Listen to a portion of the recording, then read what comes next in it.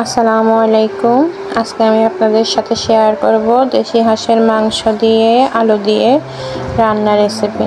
তো আমি প্রথমে হাঁস পরিষ্কার করে কেটে ধুয়ে পরিষ্কার করে নিয়েছি। তারপর পেঁয়াজ কুচি নিয়েছি, আদা রসুন বাটা নিয়েছি। এরপর চুলায় একটা কড়াই বসাইছি।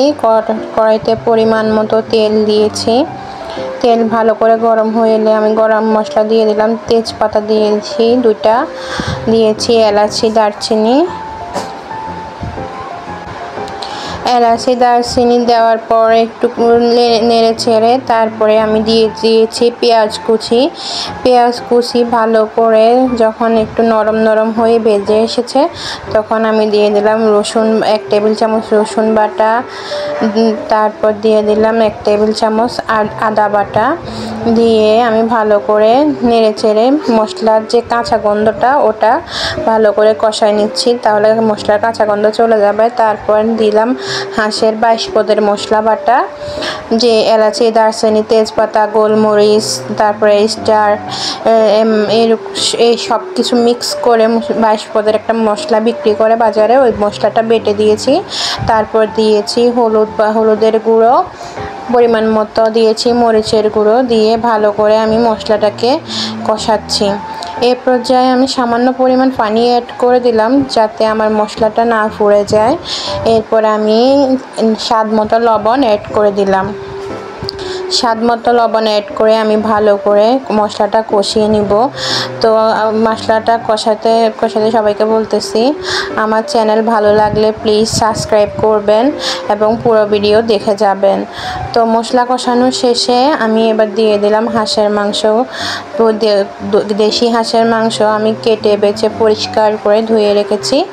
এখন সবগুলা দেশি হাঁসের মাংস আমি মশলার ভিতরে দিয়ে দেব। সবাই সাপোর্ট করবেন প্লিজ, সবাই সাথে থাকবেন। তো আমি দেশি হাঁসের মাংস মশলার মধ্যে দিয়ে ভালো করে মশলার সাথে আমি হাঁসের মাংস মিক্স করে নিলাম। মিক্স করে আমি ঢাকনা দিয়ে কিছুক্ষণের জন্য হাঁসের মাংসটা কষাবো। যেহেতু দেশি হাঁস একটু শক্তই হবে, কিছুক্ষণ কষিয়ে আমি আসলাম যে দেখি আমার মাংসের কী অবস্থা, মাংস কতটুকু কি হয়েছে। তারপর আমি আবারও একটু নেড়ে চেড়ে আবারও কষাইতে দিয়ে দিলাম।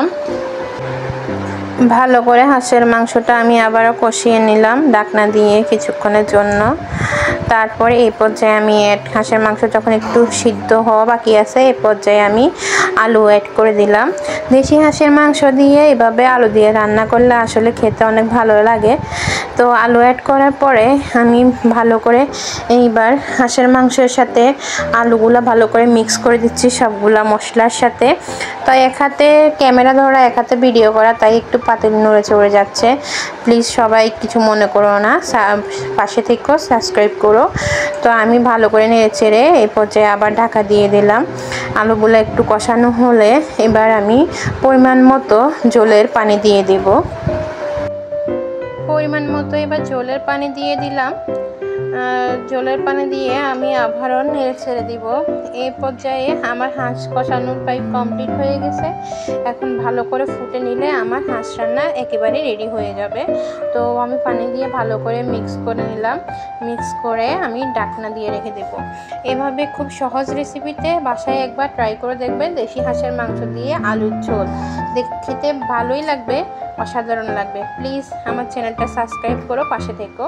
তারপর কিছুক্ষণ যখন জলের পানিটা ফুটে গেল তখন আমি ঢাকনাটা উল্টিয়ে নিলাম। উল্টিয়ে দেখলাম যে আমার হাঁসের মাংস কতটুকু হয়ে এসেছে।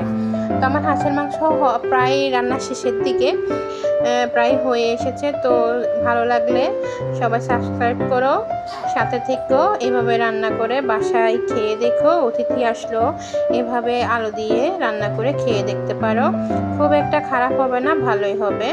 তো আমি প্রীতি আজকের জন্য বিদায় নিলাম তোমাদের কাছ থেকে। প্লিজ তোমরা সবাই আমার চ্যানেল সাবস্ক্রাইব করে পাশে থেকো, আমাকে সাপোর্ট করো নতুন ইউটিউবার হিসাবে, যেন আমি ইউটিউবে কিছু একটা করতে পারি।